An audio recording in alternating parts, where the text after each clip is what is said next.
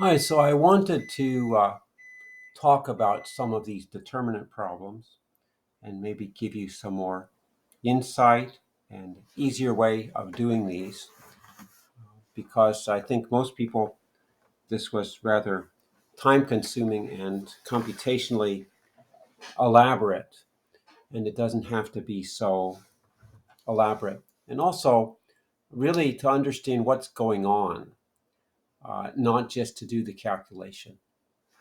All right, so the first one here, do the Gaussian reduction to check the formula for 3 by 3 matrices stated in the preamble. So this matrix is non-singular if and only if blah.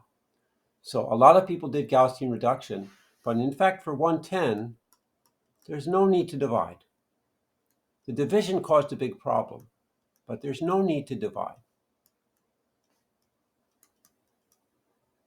Right? Because you know that if you do row operations and the original matrix is non-singular, then the row operation matrix will also be non-singular. So you can use row multiplication. Okay, for example, if I start out with this, A, B, C, D, E, F, G, H, I, okay? And I want to put zeros in the two entries in the first column here. Rather than dividing, I can simply multiply R2 by A, and I can also multiply R3 by A. Then I'll have A, B, C, AD, AE, AF, AG, AH, AI. Now at this point, I can just go ahead and do R2 minus DR1, R3 minus GR1. Okay, all right. So I'm preserving the integrity of these rows, so that's not going to cause a problem. So I have ABC here. And then you can see how I've arranged this. Since this dr1, this becomes 0 and 0. And then here I just get AE minus DB. And then this becomes AH minus GB. And then here we have AF minus DC. And then we have AI minus GC. Okay. So we're almost there. If I want to eliminate the entry down here, I can multiply the third row by AE minus DB. So I can say R3 goes to AE minus DB times R3, right? And then here I have ABC. Here I have 0 AE minus DB, and then AF minus DC. And then here I have 0, and then to get this one here is going to be, well, I should have left more space. This is going to be AH minus GB times AE minus DB. Okay, and then this one here is going to be, let's see, AC minus GC times AE minus DB. Okay, all right. And then I can simply subtract let's see what I want to do. I can subtract AH minus GB times R2 from R3. So this is going to be R3 goes to R3 minus, minus, I don't have enough room over here. So I'll just go down here. AE minus DB times R2. And then what you'll end up with is the determinant in the entry down here after you've done that row reduction. Okay? Then you don't have to worry at all about the division. Okay?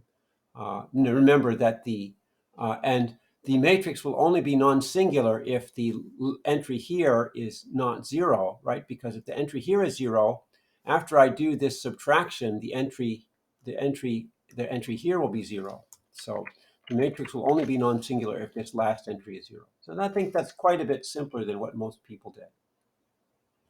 Well, let's take a look at 111 also. Okay, so it says to show the equation of a line through x1, y1, and x2, y2 is given by the determinant. Okay, now the thing is that this is very nice, and you can do the calculation, but why is it true? The question is, why is it true? Why does this determinant give you the line through x1, y1, and x2, y2? So to understand this,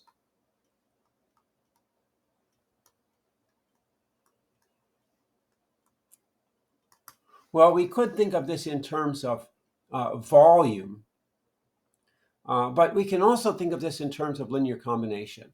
Okay, the determinant is equal to 0 means that the first row is a linear combination of row 2 and row 3.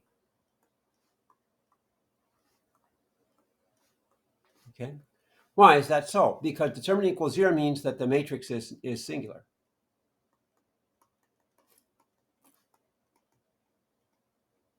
And the matrix is singular means that there's a linear relationship between the 3 rows. Okay?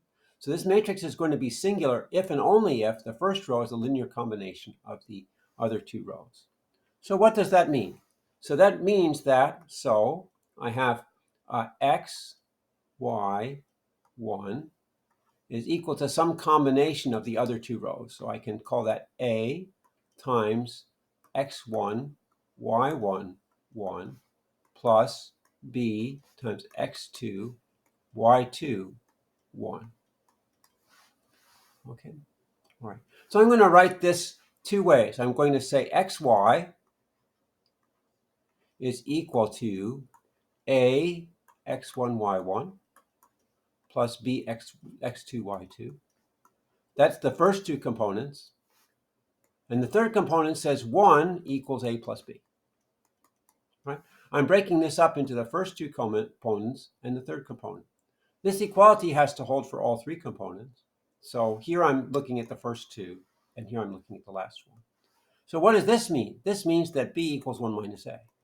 Okay? And I can plug that into the other equation. So that gives me xy is equal to a times x1, y1 plus 1 minus a times x2, y2. Now, this type of linear combination where the 2 coefficients add up to 1, that's called a convex combination.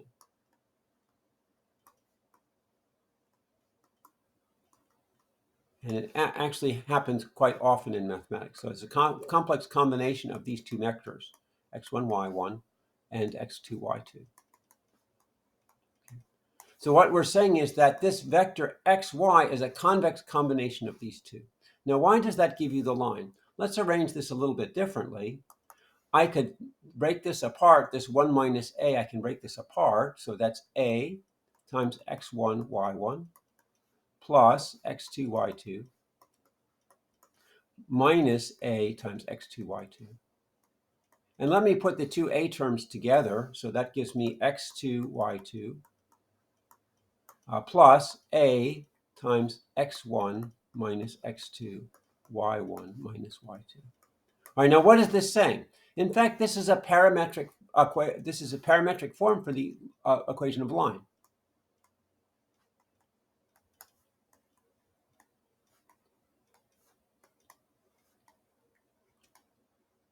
And what line is it telling?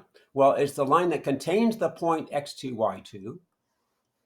Right, this x2 and this is y2. It contains this point, and then it contains any multiple of this vector.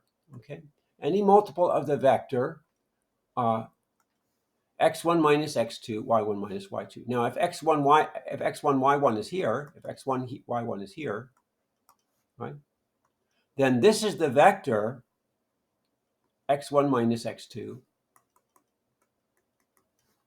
y1 minus y2.